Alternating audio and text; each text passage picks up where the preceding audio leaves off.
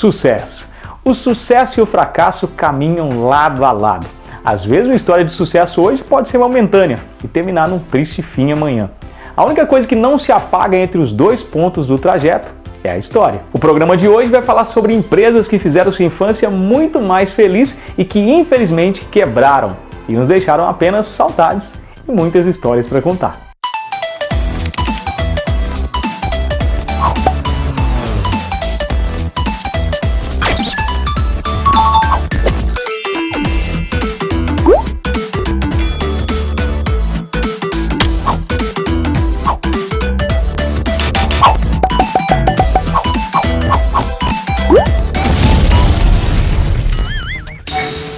Opa! Sejam bem-vindos, senhoras e senhores, eu sou Marcelo Robocop. Se você procura entretenimento com um pouco de cultura inútil, seja bem-vindo ao Não Era Tão Fácil. Nos anos 80, o sonho de consumo da molecada era os videogames. E quando se fala em videogame, qual é a primeira palavra que vem à sua cabeça? Não é PlayStation não, menino, é Atari. Pois é, a Atari foi um dos primeiros aparelhos domésticos da época. O aparelho foi lançado em 1977, vendeu cerca de 30 milhões de unidades e revolucionou a história dos jogos eletrônicos em todo o mundo. O fundador da empresa Atari foi o americano Nolan Bushnell, que por muitos é considerado um dos pais do videogame. E não seria demais esse título, afinal, antes dos aparelhos domésticos, ele criou o Pong, que era um jogo bem simples de tênis montado numa cabine. Mas olha só que curioso. Quando Nolan Bushnell criou essa primeira máquina do Pong, era só para teste. Ele levou ela e deixou num bar da Califórnia. Ela tinha um jogo disponível, para você jogar você precisava de colocar uma moeda. 2 semanas depois, o dono desse bar ligou para o Bushnell e falou: cara, vem buscar sua máquina que ela deu problema. E aí ele foi lá para ver qual que era o problema da máquina e, para surpresa de todos, o problema é que ela estava lotada de moedas, então foi por isso que ela parou de funcionar. Então, com todo esse sucesso, já no primeiro teste, a Atari arregaçou as mangas e em 1973 produziu entre 8 e 10 mil máquinas do Pong e foi um sucesso de vendas. Depois do sucesso do Pong, a Atari tratou logo de pegar carona na ideia da Odyssey e também criar o seu videogame doméstico. Nos anos de ouro, a Atari ainda era comandada por Nolan Bushnell. Mais uma curiosidade: a empresa não tinha nenhuma regra ou restrição. Além de permitir o uso de drogas e bebidas, nada de uniformes. Os funcionários trabalhavam só quando queriam. E a única preocupação da empresa é que os funcionários trabalhassem sempre se divertindo. O local era regado a muita festa e música alta, e a cada meta batida, a Atari comemorava com mais festas. Pois é, mas o início do fim da Atari começou quando a empresa foi vendida para a Warner Communication, que assim que assumiu a administração já colocou dezenas de regras. E isso alterou radicalmente o DNA liberal da corporação. E daí em diante, a Atari nunca mais foi a mesma. A última ação desastrosa da empresa se deu quando a Warner, com uma visão extremamente capitalista, decidiu pegar carona no sucesso do filme ET e, visando as compras de Natal, foi exigido que o designer Howard Scott criasse um jogo em apenas 5 semanas. Praticamente impossível, já que o tempo estimado para criar um bom jogo seria em média de até 8 meses.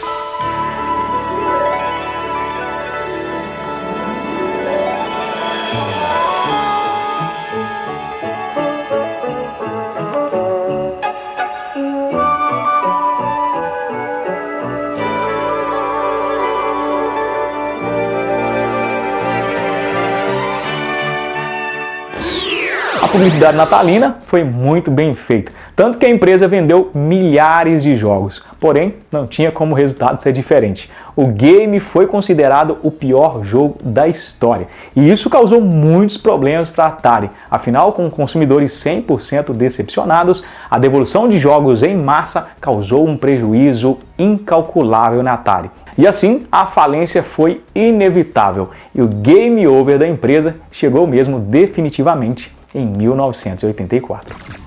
Toneladas de jogos de Atari enterradas. Cidade para Atari, o lixo ET. Liquidação. A batalha pela sobrevivência na Warner.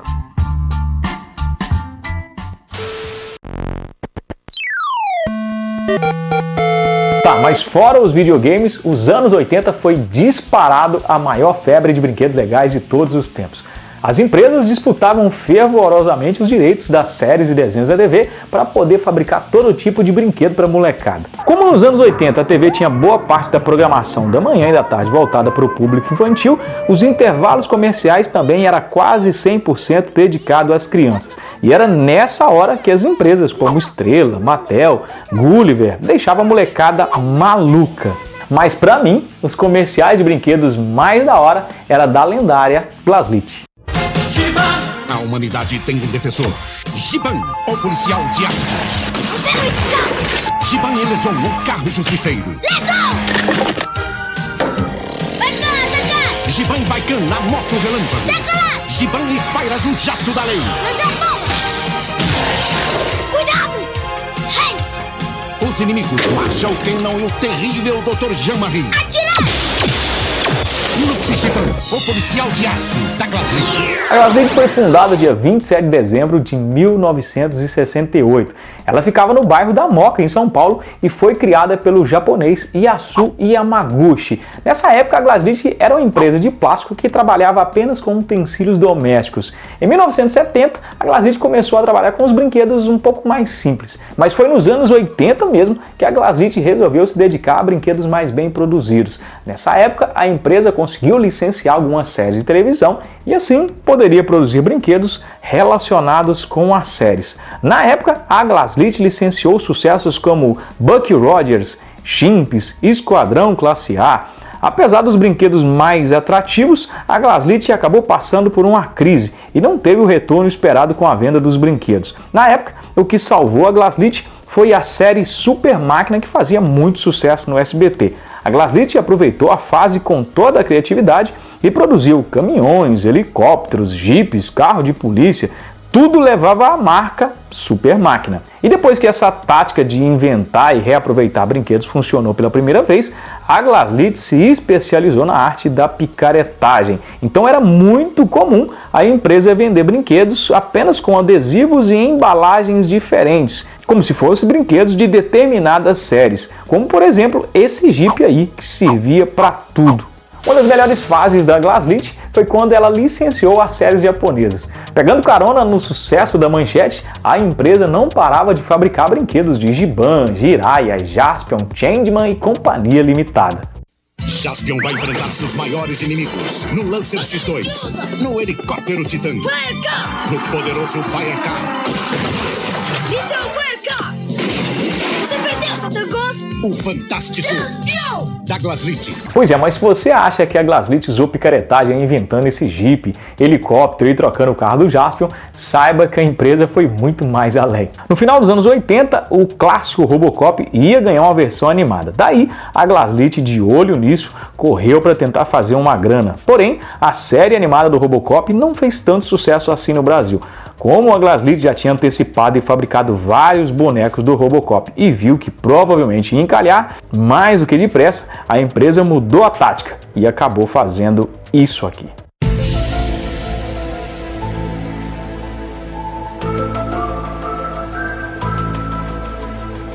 Pois é, na cara dura, os caras trocaram a cabeça do Robocop por uma do Jaspion, pintaram as cores do herói japonês e venderam como Jaspion de luxo. Cara, e o pior, a gente era muito inocente. Muita gente só viu isso depois de velho. A gente era tão trouxa, mas tão trouxa, mas tão trouxa, e a Glaslit sabia disso, que depois do sucesso do Jaspion, o Brasil trouxe uma série chamada Spilvan.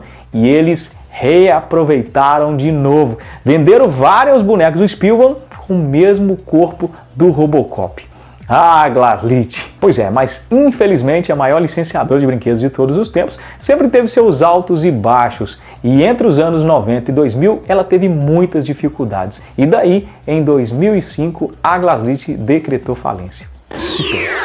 Nos anos 80 e 90, os chicletes faziam maior sucesso no meio da garotada. Além do doce, as gomas de mascar vinham com um belo atrativo que eram as figurinhas colecionáveis. Tá, mas de onde surgiu essa ideia de mascar goma? Bem, a origem do hábito de mascar chiclete é bem controversa. Alguns autores afirmam que o hábito de mascar goma surgiu entre os índios da Guatemala, que mascavam uma resina extraída de uma árvore denominada chicle, com a finalidade de estimular a salivação ou até mesmo para tirar um pouco da sensação de fome. Mas gomas de mascar mesmo parecida com a que conhecemos só começou a ser comercializada lá por volta de 1872 e a popularização mesmo se deu entre os soldados da Segunda Guerra Mundial. E no Brasil só chegou por volta de 1945. A empresa Kibon resolveu investir na produção de gomas de mascar aqui no Brasil. E foi aí que surgiu o ping-pong.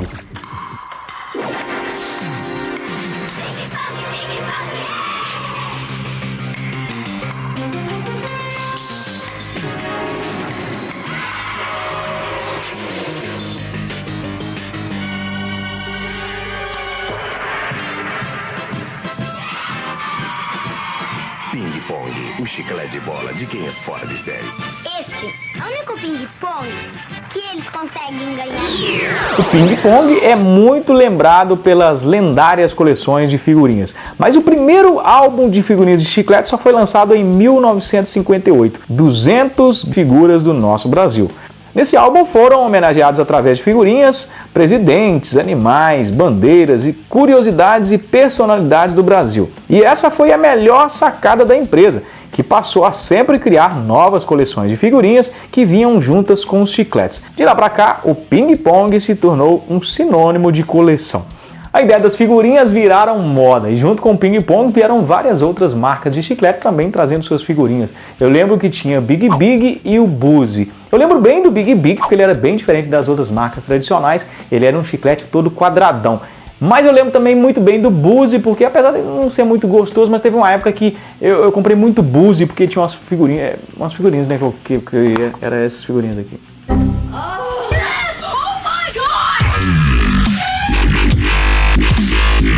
Pois é, tinha Big Big, tinha o Buzzy, mas o maior concorrente do ping-pong era o Plock.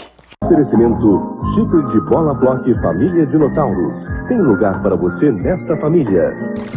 Mas para se ter ideia do tanto que virou febre as coleções de figurinhas, o ping-pong teve coleções inesquecíveis como Rei Leão, Guinness Book, Pantanal, Copas do Mundo de 1982, 90, 94. O negócio era tão sério que em 2002, após 90 dias de comercialização, a edição de figurinhas com Sandy Júnior vendeu cerca de 160 milhões de unidades. Pois é, eu sei que você deve estar confuso pensando, cara, mas com tanto sucesso assim, como é que foi que o ping-pong quebrou? Pois é, o ping-pong era da Kibon e o Plock era da Adams, duas empresas distintas, cada um tinha suas empresas e tal. E aí, não sei se você já ouviu falar sobre a Kraft Foods, que é uma das maiores empresas alimentícias do mundo. Ela é dona de marcas como, por exemplo, chocolates Lacta, sucos Fresh, fermento em pó Royal e mais um monte de outras coisas que a gente consome no dia a dia. E aí, depois dos anos 2000, a Kraft Foods resolveu comprar o ping-pong e o Plock. A ideia deles era fazer uma edição especial homenageando as duas marcas, tanto que teve essa edição com a logomarca do ping-pong de um lado, Plock do outro, e depois disso eles queriam acabar com o ping-pong e continuar só vendendo o Plock. No meio do caminho de tudo isso, a empresa também já tem várias outras marcas de chiclete, eles decidiram acabar com os dois, então acabou com o ping-pong, acabou com o Plock, e foi assim que terminou a história dos dois chicletes mais criativos e lendários de todos os tempos. Outra empresa que também se viu em ruínas e decretou falência em 2012 foi a Kodak. A empresa já foi um dos maiores nomes da fotografia mundial. Em seu momento mais valioso, a Kodak chegou a valer 35 bilhões de dólares, mas acabou ficando pelo caminho por não acompanhar a evolução tecnológica e digital. Mas eu não vou falar muito sobre Kodak. Se você quiser saber mais sobre a empresa, como foi seu início e o melancólico fim, é só você pesquisar no YouTube. Não era tão fácil. A história da fotografia, lá eu conto tudo sobre fotografia, inclusive sobre a Kodak, porque não tem como falar em foto sem falar sobre a Kodak. Também sabe quem pode decretar falência a qualquer momento? Esse programa aqui, né, meu filho? Se você não caprichar o dedo no like aí, curtir, comentar, compartilhar com seus amigos e se inscrever nesse canal. A qualquer momento a gente pode decretar falência e sair do ar. Então, vai, dá uma força aí, não custa nada. Ajude-me a renovar o meu contrato milionário com o Super Canal para nossa segunda temporada em 2021, hein? Ajuda aí, quem sabe a gente possa estar voltando no próximo ano, trazendo muito mais entretenimento para você. Não é despedida não, tá? O programa continua. Na próxima segunda tem mais um episódio Não Era Tão Fácil, inédito para você. Toda segunda tem no Super Canal, tem no YouTube. Se você não viu os programas antigos, corre lá e veja, tem muita coisa legal para assistir. Esse é o programa número 13, então já tem 12 outros lá para você. Então é isso, se inscreva no nosso canal, deixe o seu like, manda no grupo da família, ajuda a divulgar o nosso programa, porque só assim a gente continua trazendo muito mais conteúdos para vocês, muito entretenimento e, é claro, também muita diversão. Até a próxima segunda.